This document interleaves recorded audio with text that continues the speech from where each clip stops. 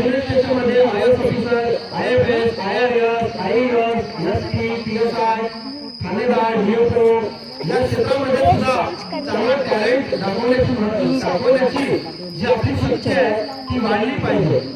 या क्षेत्रामध्ये जेव्हा आपण जाऊ, या सिस्टम मध्ये जेव्हा आपण जाऊ, ऍडमिनिस्ट्रेशन मध्ये जेव्हा आपण जाऊ, त्या शक्तीने आपण या देशाचं चित्र ऍडमिनिस्ट्रेशन मध्ये सुद्धा जाऊन बदलवू शकतो। त्याच्यासाठी आपल्याला करेक्ट जो IAS ची पोस्टिंग आहे, IPS ची पोस्टिंग आहे, SP, PSI, IFS, DFO, ठाणेदार या सर्व क्षेत्रामध्ये आपण जर गेलो तर ऍडमिनिस्ट्रेशन मध्ये सुद्धा आपला प्रभाव पडू शकतो। आणि पुन्हा इंडस्ट्रियल बिझनेस उद्योग मध्ये सुद्धा जाणे आपल्याला आवश्यक आहे।